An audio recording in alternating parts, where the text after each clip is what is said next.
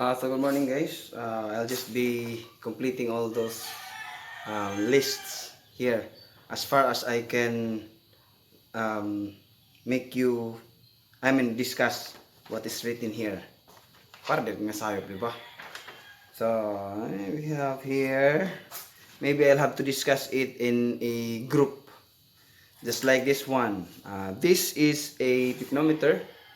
Pycnometer, I think that is item number 62. This one is an SG meter or specific gravity meter. As you can see, it is somewhat, it looks like this actually. This is a salinometer. They have the same principle. And then I can already find a hydrometer, but actually hydrometers looks somewhat like this. It's more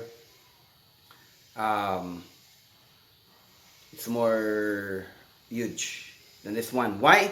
Because this one can allow more precise what do you call it?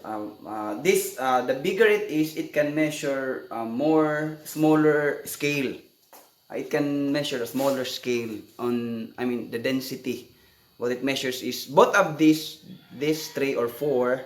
I'm not holding the other one, which is hydrometer, measures density. So perhaps I'll be discussing how does it measure density.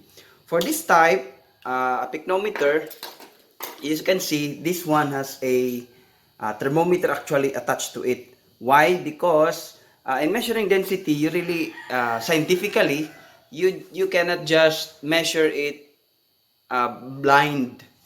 Meaning, if you measure density, because density is strongly dependent on temperature and pressure, but more or less on temperature, because even your pressure is also dependent on your temperature. So basically, it has a temperature scale. Why? If you measure your density, you should indicate the temperature of that. So this temperature, you can see, has a really small calibration in it, meaning it has a good precision, meaning it can measure small scale and good accuracy, of course, given that you're doing it the correct way. So what a pycnometer does is you should measure, of course, you should put the liquid here. As you can see, it has a release part, so that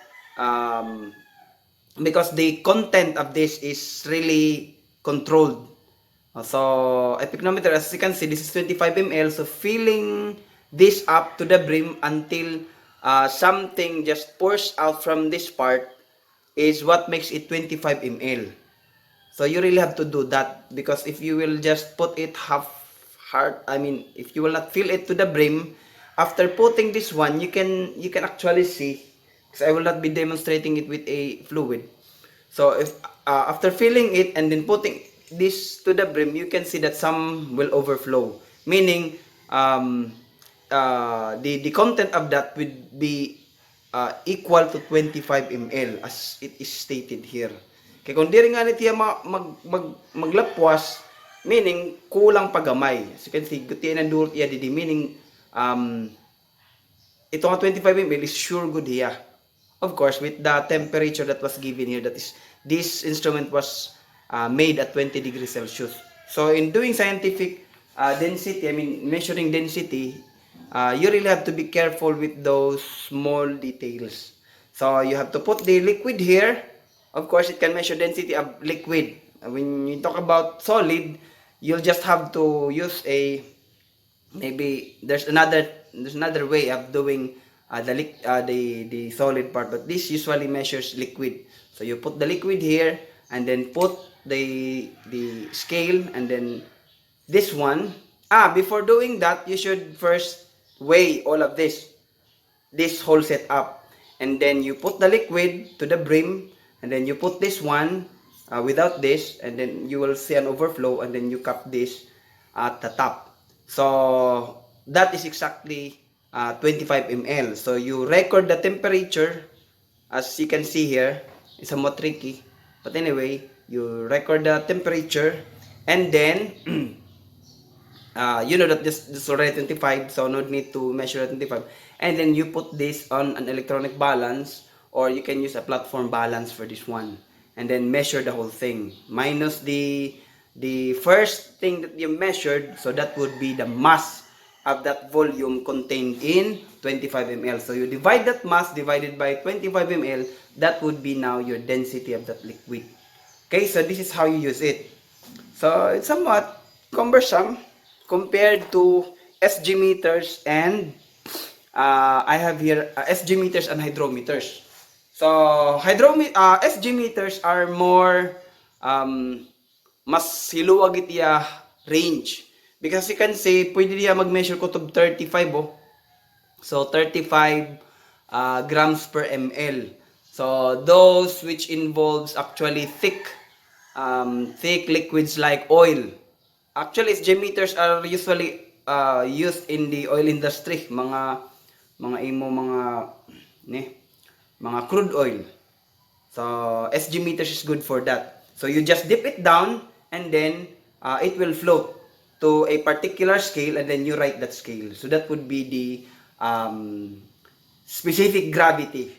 So by definition, specific gravity is the density of two substances. The substance at the top, you divide the substance at the top, that number will correspond to the density of the substance over the density of water. So let's say your reading is 10. So that would be 10 no units, because SG is density over density. So the density is being cancelled off. So the unit is actually, it has actually no unit for SG, specific gravity. So dividing it in reference with water. So you can see that there is a reference here that is water at 14.3. So that's what the use of SG. So you only have to divide it with water at 14.3 degrees, which is usually around 1. Which makes sense that it only measures density. Okay? Because you just, no, not divide, multiply. Because the divisor is already at the below. Maybe I'll make another clip how it is being calculated or how it's being shown in the formula. But you only multiply it. But if in case you're measuring hot substances like oil, which has somewhat higher, meaning tikang pala pagpaso, so you measure the temperature and then you dip this one. So that temperature will now be reference to the water density, because your water at pag tahitaas siya 14, as you can see, guruguti ito tiya density. So meaning, if you have 5, tapos mas mapasahuya, let's say 60 degrees Celsius, your water may now be let's say 0.8 grams per hour, not really, mga 0.9, maybe 0.9, 0.8 gram per hour. You multiply that one, so it will be the density of that oil if you dip this down. So that is your SG meter. Your hydrometer is somewhat looks like this, pero kanan, from the name alone, hydrometer, it usually measures solution in water. Like you have salt in water, or you have, meaning anything you mix with water that makes it viscous, meaning nagiging mapilit hiya. So hydrometers is more suitable than that. For this one, other substances like oil probably, or viscous substance without water in it. Example, a chemical. So this one is more suitable. Okay? But again, both of them operates on the principle of buoyancy, meaning hindi dip lahir at papalutaw. And then we have another more special tool for, let's say, a mixture of salt, because in Mercedes campus we can we have marine biology and fisheries. So basically, you'll be dealing with water with salt. So this is the salinometer. So it measures the salt, the salinity. Because salinity is not just salt only. It contains other minerals. So it accounts already for that. So dipping this one would give you the salinity of that particular solution. Maybe brine solution, kumuha ka lang dagat, tapos dip mo niya. So that will tell you the salinity of that substance. So again, it operates the same principle with buoyancy. Nga makikita niyo, mas higluwag lat iya scale. Kay, para ma-account niya, ang guti ay nga changes sa salinity. Let's say from 35 to 30, diba? You will know that. Your instructors will discuss Of course, I am just tasked for the tools that is being usually used for that particular scenario.